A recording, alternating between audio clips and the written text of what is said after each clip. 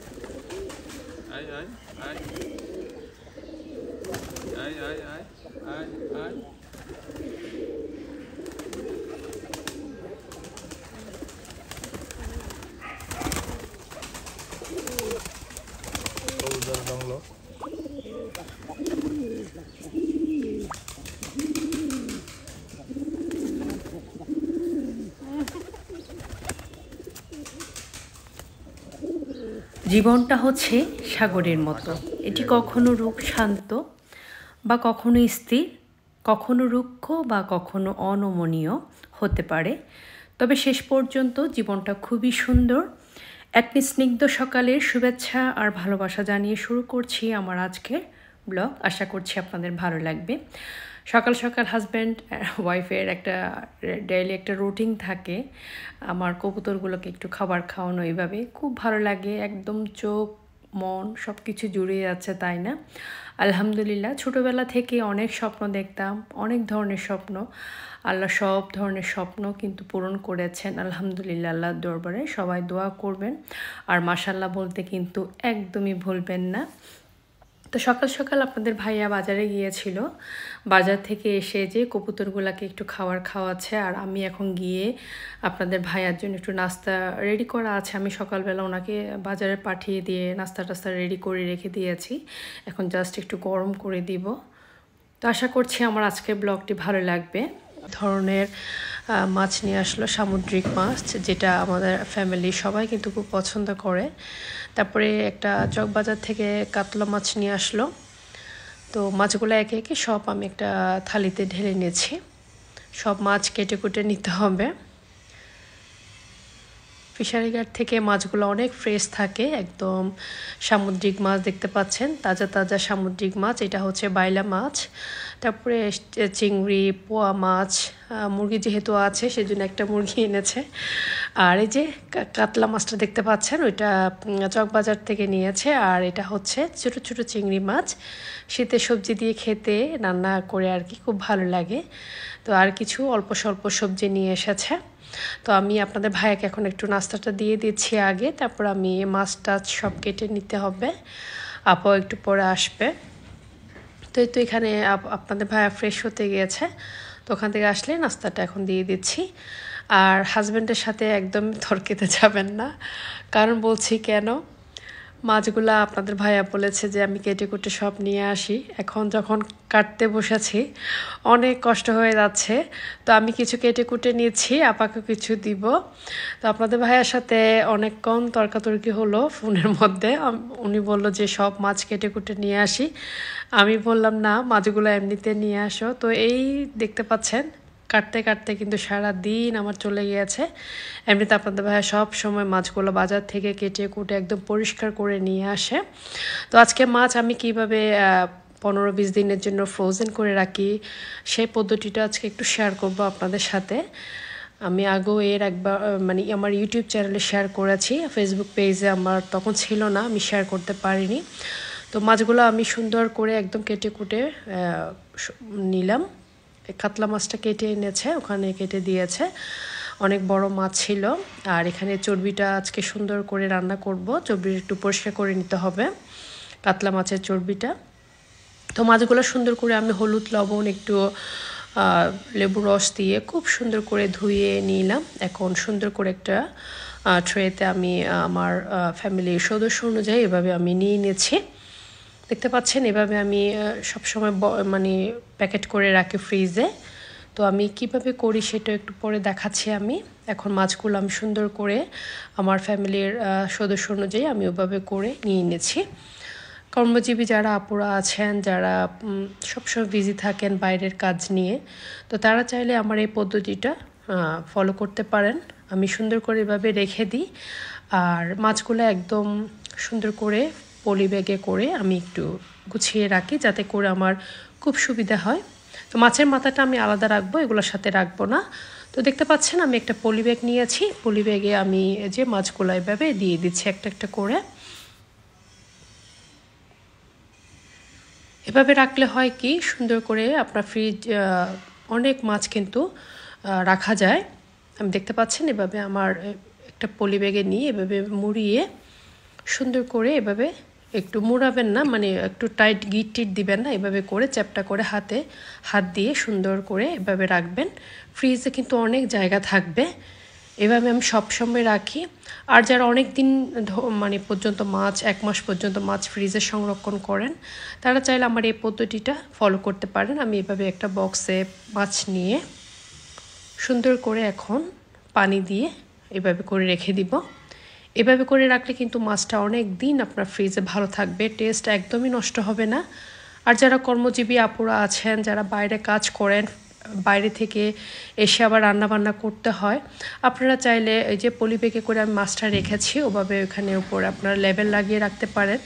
সুন্দর করে মাছের নামটা লিখে তারপর আপনার লেবেলটা লাগাবেন, বা মাছ, মাংস, মুরগির মাংস, গরুর মাংস যেটাই রাখেন না কেন একটু লেবেল লাগিয়ে রাখলে আপনার ফ্রিজ থেকে বের করতে আপনার খুব সুবিধা হবে।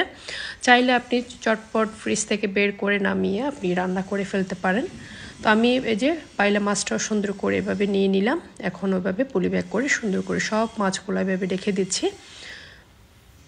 এভাবে করে রাখলে ফ্রিজে অনেক জায়গা হয় একটু চ্যাপটা করে রেখে দিলে। তো এগুলো ফ্রিজে মাছগুলো রেখে দিয়ে আমি এখন চলে আসলাম রান্নাবান্না করতে। আজকে পোপা মাছ রান্না করছি, একটু ঝোলঝোল করে সামুদ্রিক মাছগুলো রান্না করলে আমার কাছে বেশি ভালো লাগে, আর আপনাদের ভাইয়া তো ভীষণ পছন্দ করে। তো আমি সেজন্য এভাবে রান্না করছি। আর এটাতে এই প্যানটাতে আমি রান্না করতে গিয়ে একদম খুব অসুবিধাতে পড়লাম। এটাতে আমি পরে আবার চেঞ্জ করে ফেলেছি। এই হাঁড়িটাতে একদম মাছ রান্না করতে আমার কেমন জানি লাগে, মাছগুলো একটু উল্টাতে পাল্টাতে একটু কষ্ট হয়। তো সেজন্য একটু ছড়িয়ে ছিটিয়ে মাছগুলো একটু রান্না করলে আমার মনে হয় ভালো, মাছগুলো ভাঙে না। তো আমি আবার পরে প্যানটা চেঞ্জ করে ফেলেছিলাম। এখানে আমি চিংড়ি মাছ দিয়ে ছোটো ছোটো চিংড়ি মাছ এনেছে, একদম তাজা চিংড়ি মাছগুলো। তো আজকে একটু পেঁয়াজ কলি আছে, ওটা একটু ভাজি করছিলাম।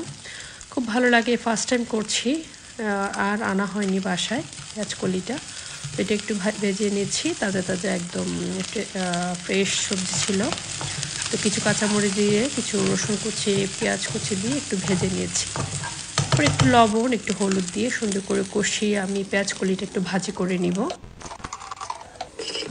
তো অনেকক্ষণ সময় লেগেছে মাছগুলা কেটে কুটে পরিষ্কার করতে, ফ্রিজে রাখতে। আসলে মাছের বাজার পড়লে সেদিন একদম অনেকটা সময় চলে যায়। ভাগ্যিস মানে ঘ্যাস ছিল, অল্প অল্প ঘ্যাসের মধ্যে আমি যতটুকু পেরেছি আর কি রান্নাবান্না করে ফেলেছি। এখানে মাছ রান্নাটাও হয়ে গিয়েছে। আবার ইন্ডাকশান চুলা আবার একটু গরু মাংস বসিয়ে দিলাম বাচ্চাদের জন্য হাতে মেখে। আজকে একটু মোটামুটি গ্যাস ছিল, তাও 2টা রান্না করতে পেরেছি গ্যাসের চুলা। ইন্ডাকশান চুলায় গরু মাংসটা একটু বসিয়ে দিয়েছি, যেহেতু অনেকক্ষণ সময় লাগবে সেজন্য। বাচ্চারা দুপুরে ওদের আবার কোচিং আছে, ছোটো ছেলে আবার ক্রিকেট প্র্যাকটিসে যায়, তো ওদেরকে একটু তাড়াহুড়া 2:30-2টার মধ্যে ভাতটা দিয়ে দিতে হয়, দুপুরের ভাতটা। তো এই তো আমি সব রান্না করে ফেলেছি। শাক ভাজি করেছি, পেঁয়াজ কলি ভাজি করেছি, লাউ রান্না করেছি, মাছটা রান্না করেছি, আর একটু মাছের যে চর্বিটা আছে চর্বিটাও একটু রান্না করেছিলাম আপনাদের ভাইয়ার জন্য। কাতলা মাছের চর্বিটা একটু তাজা তাজা রান্না করলে খুব ভালো লাগে। আর গরম ভাতের সাথে তো শীতের সবজি জাস্ট ওয়া ফাটাফাটি আর কি, খুব ভালো লাগে। শাক ভাজিটাও করেছিলাম চিংড়ি মাছ দিয়ে, মূলা শাক ভাজি করেছি আর কি। তো কাঁচামরিচ দিয়ে খাচ্ছি, আর আপনাদের ভাইয়া বলছিল খেয়ে দেখো কীরকম লাগে কাঁচামরিচ দিয়ে। তো খাওয়া দাওয়ার পরে কিছুক্ষণ রেস্ট নিলাম, আসরের নামাজটা সেরে এখন যাচ্ছি একটু আমার সুপার শপে কিছু জিনিসপত্র লাগবে, ওগুলো একটু নিয়ে আসবো। অনেক দিন ধরে যাব মানে চিন্তা করি আর যাওয়া হয় না, ঠান্ডার কারণে বের হতে একদমই ইচ্ছা করে না। তো ওই দিন একদমই বসিনি, আর নামাজ কালাম শেষ করে একদম চলে গিয়েছি বড় ছেলেকে নিয়ে। কিছু জিনিসপত্র লাগবে টুকিটাকি, এমনি তো মাসের বাজার সবসময় করে রেখে দিই, তাও মেয়েদের সংসারে আসলে আমাদের গৃহিণীদের অনেক কিছুরই প্রয়োজন হয়। তো বাচ্চাদের জন্য এটা ওইটা বানাতে হয়, অনেক কিছুই লাগে। তো হিসেবে আসলে টুকটাকি কিছু জিনিস কিনতে হয়। তো আমি দেখছিলাম কি কি লাগবে, এর আগে কিন্তু আমি লিস্ট করে নিই সুপার শপে যাওয়ার আগে। ওখানে গেলে কিন্তু আমি অনেক সময় দেখি ভুলে যাই, তো আমি ছোটোখাটো একটা লিস্ট করে নিয়ে যাই। তো আমার জিনিসপত্র যা যা কেনা হয়ে গেল, আমি এখন ক্যাশ কাউন্টারে এসে বিলটা পে করছি। পে করার পরে এখন বাসায় চলে যাব।